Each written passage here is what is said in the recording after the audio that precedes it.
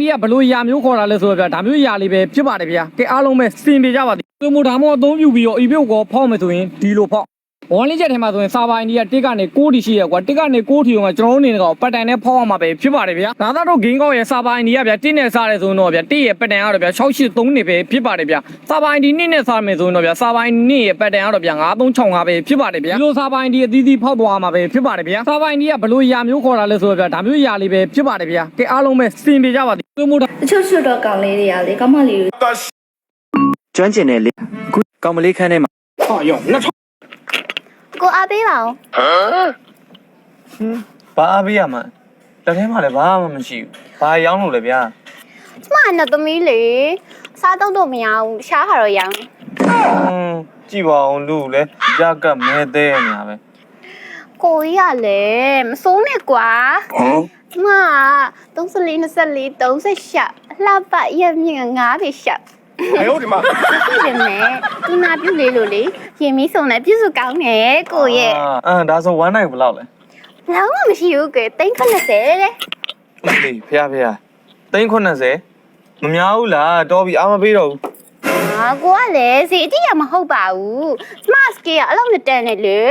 ဒီလိုလုပ်လိုက်ကိုကစောက်ရမ်းရှောင်းနေလို့ကျမတော်စီနဲ့ပေးလိုက်မယ်စီပြီလားကိုဟာโอเคဒါဆို2 way ဆိုရင်ရောအဆင်ပြေလားရပါတယ်ကိုတို့မတို့ကစောက်ရမ်းရှောနေတော့ချားလို့ဆိုအဲ့လိုမရဘူးနော်အဲ့လိုလုံးဝမရဘူးโอเคအဲ့ဆိုလေကားပေါ်တက်လိုက်ညီမလေးဟုတ်ကိုတို့နေပါသွားကြ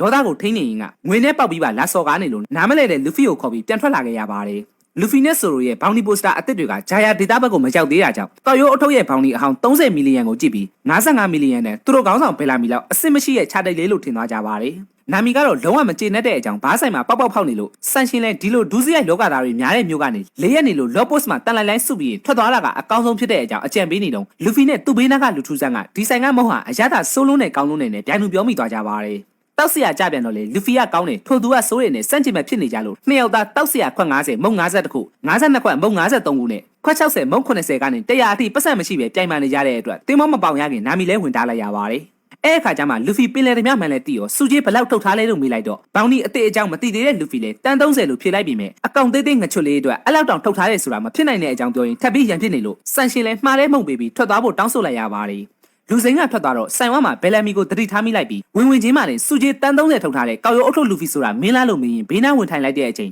နောက်မှသူ့အဖွဲ့သားတွေကပ်ပါလာတာကိုလည်းတတိထားမိလိုက်ပါတယ်တဖွဲ့လုံးဒီကိုရောက်လာတာမို့အခြေအနေကိုသိရတဲ့သူတွေကကြိုးချောင်သွားကြတော့ဘယ်လမီကလူဖီကိုအရက်ဝဲတိုက်ပြီးခေါင်းကိုခုံနဲ့စောင့်ပစ်လိုက်တော့သူ့ကပတိန်ကိုထိရင်မခံတဲ့ဇိုရိုဓာကလည်းဘယ်လမီရဲ့လေပင်ပေါ်ရောက်နေပြီဖြစ်ပါတယ်ဒေါသကိုထိန်းနေရင်က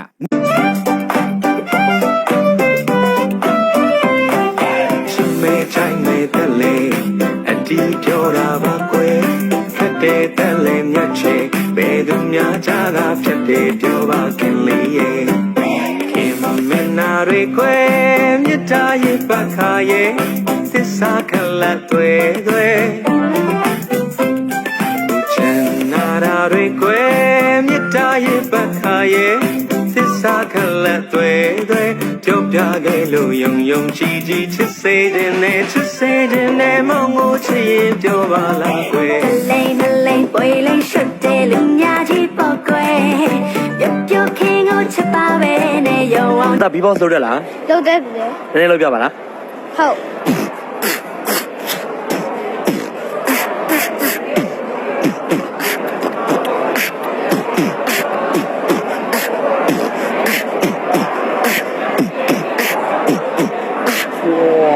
တစင်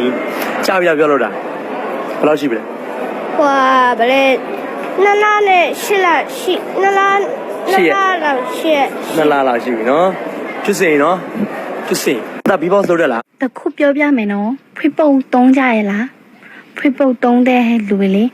မေဆိုတဲ့ဟာကိုတားရိုက်မရှာကြည့်နဲ့နော်တတူးတစ်ခုပြီးသွားတဲ့အခါအသားပေါ်မှာအဲ့လိုအဖူလေးတွေပေါ်လာရင်မနာသင့်ပါဘူးအဲ့ဒါဟာဖူဖောင်းလို့မဟုတ်ပဲအထူးသဖြင့် insect လို့ခေါ်တဲ့အရာပါတတူးအသစ်တစ်ခုပြုတ်လို့တဲ့အခါ sanitarium လို့ခေါ်တဲ့အထူးဖြစ်လင်တစ်ခုပေါ်ကွယ်ပေးထားပါတယ် အဲ့ဒီဖီလင်အောက်မှာအသားထဲက plasma နဲ့မင်းသွေးတွေစုဝေးနေတတ်ပါတယ်ဒါကတော့တက်တူးနာတာကုသဖို့လှုပ်ဆောင်နေတဲ့အစိတ်အပိုင်းတစ်ခုပဲဖြစ်ပါတယ်တက်တူးလုပ်ပြီး24နာရီကြော်တာနဲ့ဖီလင်ကိုဖယ်ပြရပါမယ်ဒါကအန်ဒီရဲ့မရှိတဲ့နီလန်းဖြစ်ပြီးတက်တူးကိုဘက်တီးရီးယားမှာကာကွယ်ပေးပါတယ်29စက်တင်ဘာ1986ခုနှစ်မှာအမေရိကန်နိုင်ငံ Cleveland မြို့မှာဂူဘာရီ1.5 မီလီယံ15သန်းလို့တပြိုင်နက်တည်းဖြန့်ချလိုက်ကြတာဖြစ်တယ်အဲ့ဒါကလောကမတန်တကူဖန်တီးဖို့နဲ့လူမှုအကျိုးအတွက်ရန်ပုံငွေရှာဖို့ဖြစ်ခဲ့တယ်ဒါပေမဲ့တဘာဝကတော့အဲ့လိုမခွင့်ပြုပဲအဲ့ဒီမှာတိုင်းမုံတန်းကြီးတစ်ခုဝင်လာခဲ့တယ်အဲ့တိုင်းမုံတန်းကြောင့်ဂူဘာရီတွေမြင့်တက်သွားသလိုပြန်ကျလာခဲ့ကြတယ်မိနစ်အနည်းငယ်အတွင်းမှာပဲမြို့လုံးကိုဂူဘာရီတွေဖုံးလွှမ်းသွားတယ်ဂူဘာရီတွေကြောင့်လေဆိပ် runway အများပြားပိတ်သွားပြီးလေကြောင်းလိုင်းအေးကြီးများစတင်ကျဆင်းခဲ့တယ်အဲ့ဒီအပြင်ဂူဘာရီတွေအမုန်းမဲ့ရေပြင်ပေါ်မှာလည်းကျယ်ပြန့်နေကြတာကြောင့်ရဲတွေကတမငယ်ငါးဖမ်းသမားနှင်းယောက်ကိုရေထဲမှာမတွေ့နိုင်တော့ဘူးနောက်ပိုင်းမှာတော့သူတို့ရဲ့အလောင်းတွေကိုသာရေပြင်ပေါ်မှာတွေ့ရ တရွာလုံးရဲ့အသက်ကိုကယ်ပေးခဲ့လို့မန္တလေးတကြောမှာနာမည်ကြီးနေတဲ့မဟာရွှေသိန်းတော်မြတ်စွာဘုရားကြီးဒါကတော့ဘုရားတစ်ခုနဲ့ကြေးရွာတစ်ခုလုံးအသက်ရှင်ခဲ့လို့မန္တလေးတကြောမှာနာမည်ကြီးနေခဲ့တဲ့မဟာရွှေသိန်းတော်မြတ်စွာဘုရားကြီးပဲဖြစ်ပါတယ်မန္တလေးတိုင်းဒေသကြီးကြောက်ဆယ်ခရိုင်ကြောက်ဆယ်မြို့ရဲ့မြောက်ဘက်2မိုင်ခန့်အကွာတင်တောင်ကျွော်မှာတည်ရှိတဲ့မဟာရွှေသိန်းတော်ဘုရားဆိုတာငကိုတဲကနည်းနည်းရရမဟုတ်ပဲရှင်အရဟံရဲ့လမ်းပြမှုနဲ့နောထာကိုယ်တိုင်တည်ထားခဲ့တဲ့သမိုင်းဝင်တကူကြီးဘုရားတစ်ခုဖြစ်ပါတယ်ဒါပြင်အခုဆက်ပြောပြသွားမယ်ကြေးရွာတစ်ခုလုံးရဲ့အသက်ကိုတကူတော်နဲ့ကယ်တင်လိုက်ပုံကလည်းပို့ပြီးတော့စသိမ်းထားဖို့ကောင်းပါသေးတယ်ပြီးခဲ့တဲ့နှစ်များစီကလည်းမဟာရွှေသိန်းတော်နဲ့မလန်မကန်ကြေးရွာတစ်ခုမှာမူကြယောဂလို့ရက်ခေါ်တဲ့ကုသယောဂတစ်ခုထားလို့လူတွေအားလုံးမျက်စိရှိမှတင်တစ်ဖြုတ်ဖြုတ်သိကုန်ကြရပါတယ်အားလုံးကြီးလန့်စွာစားနေရချိန်မှာရွာရဲ့တကြီးဟာကုသနဲ့ရွှေသိန်းတော်အိမ်မက်ကြီးကိုမြင်မှတ်ခဲ့ပါတယ်အိမ်မက်ထဲမှာတော့အယောင်ဝါလင်းလက်နေတဲ့ပုဂ္ဂိုလ်တို့ကရွှေသိန်းတော်ဘုရားကိုမွမ်းမံပြီးအဋ္ဌံပြုလိုက်ရင်ကယောဂဆိုကြီးကနေကင်းဝေးမှဖြစ်ကြောင်းအပြုံးနဲ့သတိပေးစကားဆိုခဲ့ပါတယ်ဒါကြောင့်ကုသယောဂဘေးကိုကြောက်တဲ့တရွာလုံး